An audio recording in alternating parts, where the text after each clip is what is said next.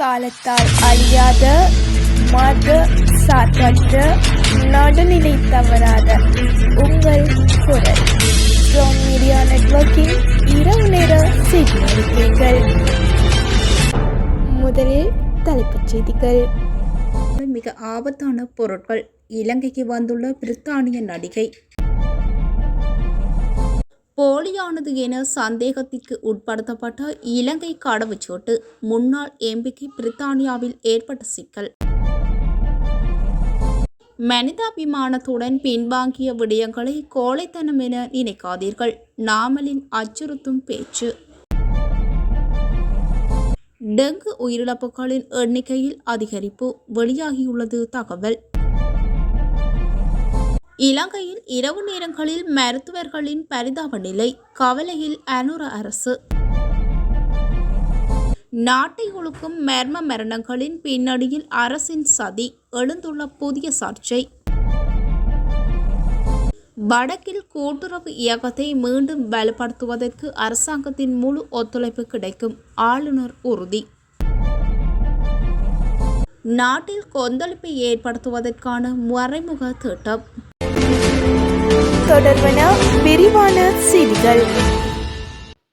பிரித்தானிய நடிகையும் mines advisory group MAG அமைப்பின் தூதுவருமான ரொசாமுண்ட் bike இலங்கையில் எஞ்சியுள்ள நிலக்கண்ணி வெடிகளை அகற்றும் இறுதி வட்ட பணிகளை பார்வையிட வருகை தந்துள்ளார். நாட்டில் ஆரம்பத்தில் கண்டறியப்பட்ட நிலக்கண்ணி வெடிப்பகுதிகளில் 90% அதிகமானவை அகற்றப்பட்டு தற்போது 10% குறைவான சுமார் 20.8 சதுர கிலோமீட்டர் நிலப்பரப்பே எஞ்சியுள்ளது. இதில் பெரும்பாலான பகுதிகள் வடக்கு மற்றும் கிழக்கு மாகாணங்களிலேயே அமைந்துள்ளன. இலங்கையில் பல பகுதிகளில் 50க்கு மேற்பட்ட மருத்துவர்கள் இரவு நேரங்களில் தமது வாகனங்களிலே உறங்குகின்றமை தொடர்பில் தெரிய வந்துள்ளதாக சுகாதாரத்துறை வட்டாரங்கள் தெரிவித்துள்ளன. தங்குமிட பிரச்சினைகள் காரணமாக இந்த நிலைமை ஏற்பட்டுள்ளதாக குறிப்பிடப்படுகின்றது. சில மருத்துவர்கள் அவ்வாறு செயற்படுவது தொடர்பில் தனக்கு தகவல்கள் கிடைத்துள்ளதாக சுகாதார பிரதி அமைச்சர் வைத்தியர் ஹன்சக விஜயமேனி குறிப்பிட்டுள்ளார். நாட்டில் பதிவாகும் டெங்கு மரணங்களின் எண்ணிக்கை 64ஆக உயர்ந்துள்ளது. தேசிய டெங்கு கட்டுப்பாட்டு பிரிவு வெளியிட்டுள்ள புதிய தரவுகளின்படி இந்த ஆண்டில் இதுவரை மொத்தம் 89,033 டெங்கு நோயாளிகள் அடையாளம் காணப்பட்டுள்ளனர். பதிவான மொத்த நோயாளர்களின் 52.94%, அதாவது 47,136 நோயாளர்கள் மேல் மாகாணத்தில் கண்டறியப்பட்டுள்ளனர். மாவட்ட ரீதியில் கம்பஹா மாவட்டத்திலே அதிக பாதிப்பு ஏற்பட்டுள்ளது. நாம் எப்போதும் இந்த நாட்டு மக்களை சமூக பேரழிவுகளில் இருந்து மீட்க பணியாற்றியவர்கள். மக்களின் நலன் கருதியே சில விடயங்களில் நாம் ஓரோடி பின்வாங்கினோம். அவை மனிதாபிமானத்துடன் எதிர்கொண்டவை, கோழைத்தனமாக கருத வேண்டாம் என மொட்டு கட்சியின் தேசிய அமைப்பாளர் நாமல் ராஜபக்ச தெரிவித்துள்ளார். மொட்டு கட்சியின் பிரசார கூட்டம் ஒன்றில் உரையாற்றும் போதே இதனை தெரிவித்துள்ளார்.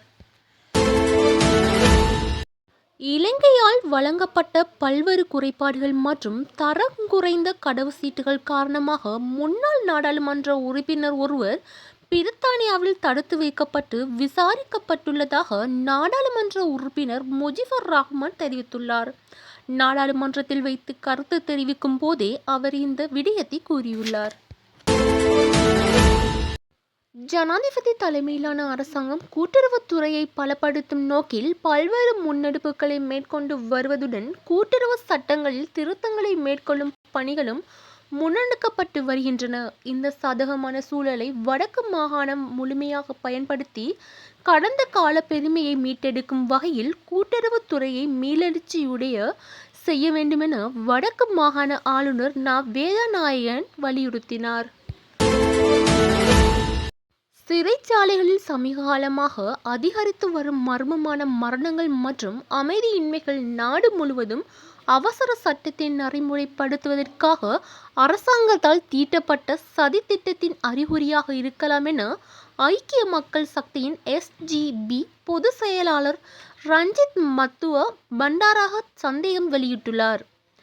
சீர்திருத்த மையங்களுக்குள் இத்தகைய சம்பவங்கள் அடிக்கடி நடப்பது வெறும் தற்செயலானது அல்ல.